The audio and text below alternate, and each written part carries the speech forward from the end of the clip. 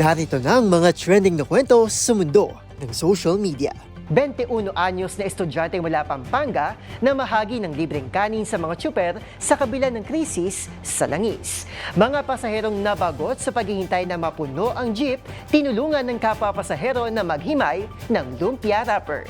Jeepney driver na tumakbo para bumili ng gasolina sa tumirik nitong sasakyan sa gitna ng biyahe, kinaantigan ng netizens. Isdang salmon na na-expose sa cocaine, mas nakalalangoy ng malayo ayon sa isang pag-aaral. Massive layoff sa isang sikat na global family entertainment and media company, sinimulan na. Papel ng AI sa deadly mass shooting sa Florida, iniimbestigahan.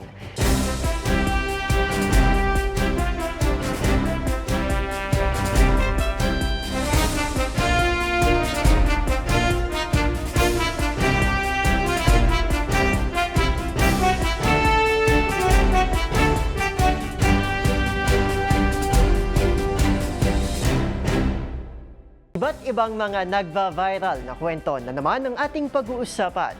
Mga trending sa social media na tiyak hindi lang nakakaaliw, kundi maring kapulutan din ng aral at kuminsan ay makabagbag damdamin din. Kasama ang buong pwersa ng DZRH TV, ito po ang TNVS, Trending and Viral Show. Nakahandang kumpletuhin ang buong kwento. Masaya, malungkot o isyong pambayan man yan, sagot na namin ang inyong tanghalian. Ito po si Arnold Harara ng DZRH TV, una sa Pilipinas, una sa Pilipino.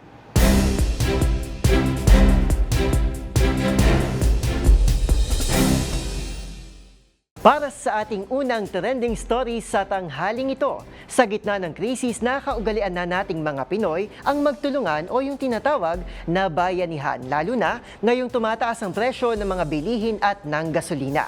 Kaya naman, sinaluduhan online ng estudyanteng ito sa Pampanga matapos mamahagi ng libreng kanin sa mga tsuper para maibsan ang kanilang gastos sa pagkain. Ang nakatutuwang tagpo ng #Good Samaritan na si Tristan, panoorin sa report ni James Galangue. Ika nga sa kasabihan, kung anong itanim ay siya ring aanihin. Kaya naman napakapalad ng bansa sa mga kabataang sa murang edad pa lamang ay marunong ng tumulong sa kapwa nang walang hinihinging kapalit. Gaya na lamang ng 21 anyos na estudyanteng ito na si Tristan mula Guagua, Pampanga na namahagi ng libreng kanin sa mga tsoper kasunod ng suliraning tumatas na presyo ng mga bilihin at gasolina.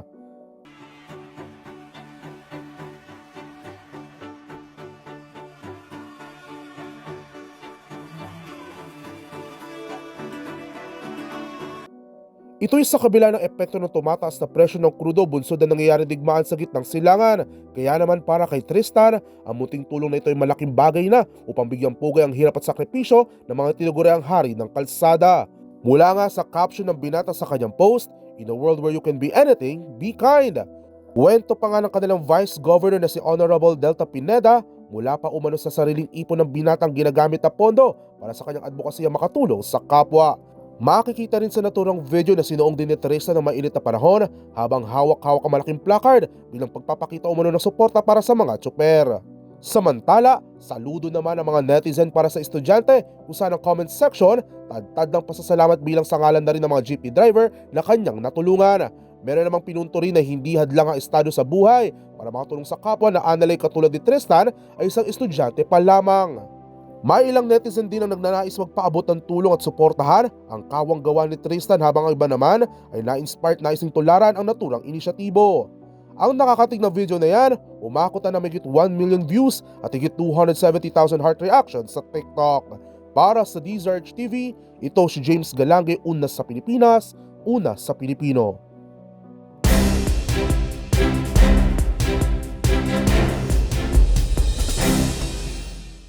Sa ating susunod na kwento, hanggang saan ka aabuti ng iyong pagkabagot? Sa dinami-rami ng pwedeng gawin para libangin si self, tulad ng kumain, maglaro o matulog, ibang pakulong tila pumasok sa isip ng mga estudyanteng ito na nakasakay sa loob ng isang jeep. Pero papasok nga ba sa iyong isipan ang kakaiba pero kwela na ginawa ng mga pasaherong ito? Alamin ang kwento sa aking report. Ika nga nila, teamwork makes the dream work. Yan lang naman ang pinatunayan ng mga nursing student na ito hindi sa loob ng klase kundi sa loob ng jeep. Mula nang mabiyuda sa tatlo kong mama, pati maging ama, ay pinapilan ko na sa anak kong sandusena. Diyos ko po nakakaloka ang maging tanging ina. Aming tanging ina. Sa viral video na ito nakuha sa Batangas City, makikitang tutok at tila kalkulado ang tatlo sa paghihimay ng lumpia wrapper na para bang sila ay kumukuha lang din ng pagsusulit. Kwento ng uploader na si Vincent, napansin nilang abala sa paghihimay ng napakaraming pambalot ng lumpia ang tindera na isa rin sa mga pasahero. Sumakto pa na hindi pa naman puno ang kanilang jeep na biyaheng ilihan pagkilatan, kaya't hindi na nagpatumpik-tumpik pa ang mga estudyante at nagalok na tumulong sa ginang. At sa dami nilang kumikilos, nagmistula tuloy na nagpapasiklaban at naguunahan ng 4 sa isang kompetisyon. Biro tuloy ng netizen na ito, paano na lang daw kung may magpapaabot ng bayad sa mga pasahero. Pero wag ka dahil ang tindera, chill lang sa pagkilos at nagagawa pang makipagtsikahan sa katabi habang naghihimay ng pambalot. Pabirong tanong tuloy ng ilang netizens, bakit di na rin daw sila magprito ng lumpia sa loob ng jeep para rekta food trip na agad, lalo't ang kanilang eksena para bang handang-handa na sa isang outing. Para sa DZRH TV, ito si Arnold Herrera. Una sa Pilipinas, una sa Pilipino.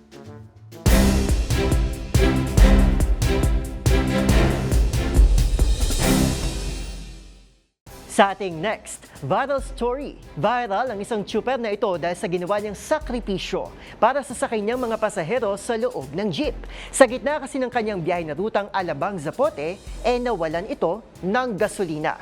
Pero imbis na pababain ng kanyang mga pasahero, tumakbo ito para humanap ng gasolinahan at bumalik sakay na isang motor na sinakyan nito para mapabilis. Ang nakakaantig na tagpong yan tutukan sa report ni Rovic Manuel. Online ang isang tsuper ng jeep na ito dahil sa ginawa niyang sakripisyo para sa kanyang mga pasahero at para rin sa kanyang trabaho. Sa gitna kasi ng biyahe ng tsuper na si Kuya Alan, naubusan ng gasolina ang kanyang pinamamasadang jeep sa rutang Alabang, Zapote. Pero imbes na pababain na lang at pasakayin sa ibang jeep ang kanyang mga sakay, si Kuya Alan iba ang kanyang naisipang gawin. Kwento ng uploader ng viral video na si Janie, kasasakay niya pa lang ng naturang jeep nang tumigil ito. Akala niya ay nasiraan lang si Manong, pero natuyuan pala ito ng gasolina. Dahil walang ibang choice, tumakbo daw ang tsuper na may dalang 1 galon sa ilalim ng tirik na araw para lang maghanap ng mabibilhan ng gasolina. Dumaan ang ilang minuto, unti-unti nang nagsibabaan ang mga pasahero sa jeep hanggang sa halos kalahati na lang umano sila na natira. Lampas 10 minuto na ang nakalipas, bumalik si Kuya Alan sakay ng isang ride-hailing service na hindi na ito pinagbayad pa. Dala ni Kuya Alan na 1 galon ng gasolina na ayon dito ay higit 400 piso na ang halaga. Humingi rin ito ng paumanhin sa mga naghintay sa kanya at muling nagpatuloy sa biyahe. Dahil dito, maraming netizens ang humanga at naantig sa ginawa ni Kuya Alan. Marami ang nagpasalamat sa uploader at sa iba pa nitong kasama sa jeep na nagstay. Marami rin ang pumuri sa kabutihang ipinakita ng rider na naghatid kay Kuya Alan na hindi alintana ang konsumo sa gasolina sa kabila ng mataas na presyo ngayon. May ilan ring nagpahayag ng kanilang pagkadismaya at galit sa gobyerno at hinikayat ang iba na bumoto na ng tama sa susunod na eleksyon. Sa ngayon, patuloy na marami ang nais na mahanap si Kuya Alan para magpaabot ng tulong. Lalo na ngayon na isa sa pinakamabigat na krisis na kinakaharap ng mga tsuper sa kanilang hanap buhay ay ang mataas na presyo pa rin ng gasolina. Para sa DZRH TV, ito si Rovic Manuel. Una sa Pilipinas, una sa Pilipino.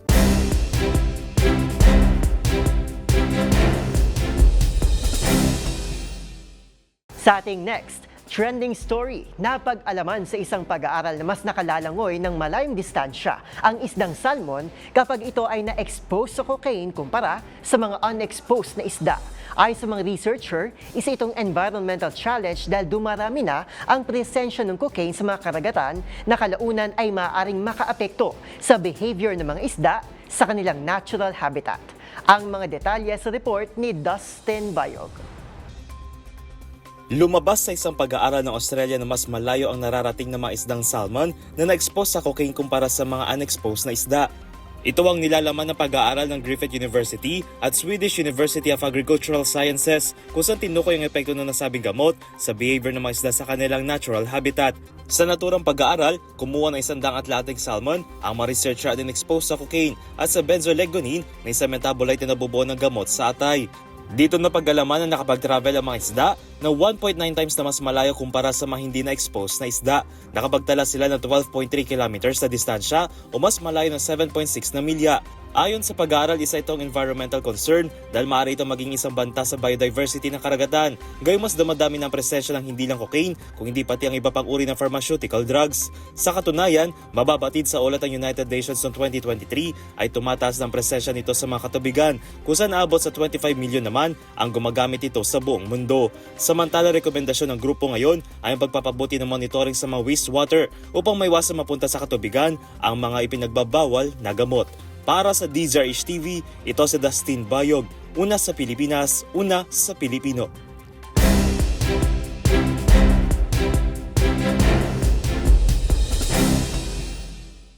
Balita naman mula sa ibang bansa, nagsimula ng massive layoff o pagtatanggal ng mga empleyado ng isang sikat na global family entertainment and media company, partikular sa mga production staff at graphic artist. Ang dahilan, ihatid sa atin ni Mika Ariag. Kilala ang Walt Disney sa paglikha ng childhood wonders at dream makers, lalong-lalo na sa telebisyon. Ilan lamang ang Princess at Marvel series sa mga pelikula na pinasikat ng nasabing kumpanya na talaga namang nagbigay kulay sa buhay ng mga kabataan. Naging posible ito dahil sa mga empleyado na nasa likod ng produksyon ng Disney. Ngunit matapos ang 2 taon, muling sinimulan ng Disney ang pag-layoff sa kanilang mga miyembro. Sa katunayan, nito lamang April 14, inanunsyo ng Walt Disney ang massive layoff sa kanilang mga empleyado, partikular sa production staff at graphic artists.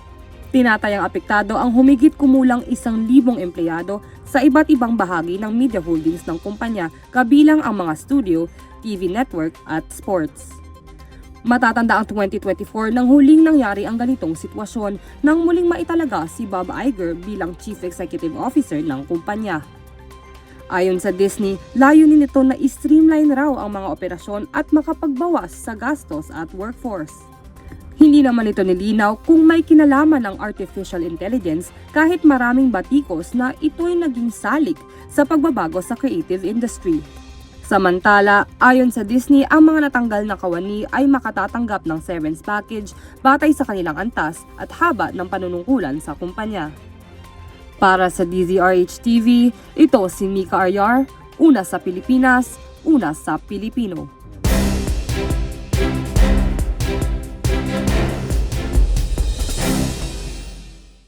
Para sa ating next trending story, iniimbestigahan ngayon ang papel ng artificial intelligence sa naganap na deadly mass shooting sa Florida. Ayon sa otoridad, napag-alamang nagkaroon ng palitan ng mensahe sa pagitan ng suspect at ng chatbot. Kabilang sa nakita sa naturang conversation ay ang usapin tungkol sa mga uri ng baril at ang oras na may pinakamaraming tao sa lugar. Ang kaganapan sa report ni Millie Borja.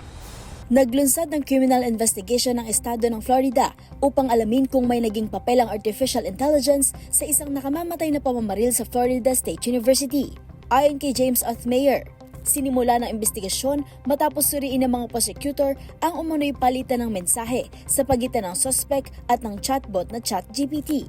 Ayon sa kanya, nagtanong umano ang suspect sa chatbot tungkol sa uri ng baril at bala, pati na rin kung saan at kailan maraming tao sa campus. Gayunman, iginate ng OpenAI na walang pananagutan ng kanilang sistema sa insidente. Dagdag pa ng kumpanya, agad nilang tinukoy at ibinigay sa mga otoridad ang account na konektado sa suspect matapos ang insidente. 2 katao ang nasawi at 6 sugatan sa pamamaril na isinagawa umano ni Phoenix Eichner na kalaunan ay nabaril din ng pulisya at na ospital. Ayon kay Walt McNeil, ang suspect ay estudyante ng universidad at anak ng isang deputy sheriff at may access sa armas dahil sa kanyang exposure sa training programs. Patuloy ang investigasyon kung may pananagutan ng AI developer sa gitna ng mas malawak na usapin tungkol sa papel ng teknolohiya sa krimen.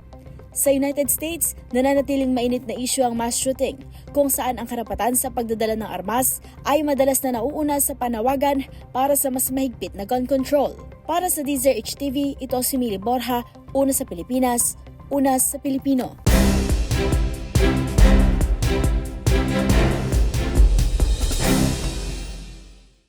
At yan na po ang mga kwentong kinagiliwan, pinusuan at gumawa ng ingay sa social media. Kung meron din kayo mga katulad na istorya ay i-share nyo na yan sa ating comment section o di naman kaya ay itag nyo kami sa TikTok at DZRH News. Maraming salamat po sa inyong patuloy na pagtangkilik sa ating programa. Magkita-kita tayo muli sa darating na Lunes para muling himayin, tuklasin at buuin ang mga detalye para kapag nakita mo ang viral video na minag-share, ikaw na mismo ang magdaragdag ng mga impormasyong nalaman mo sa TNVS, Trending and Viral Show. Muli ito po si Arnold Herrera ng DZRH TV, una sa Pilipinas, una sa Pilipino.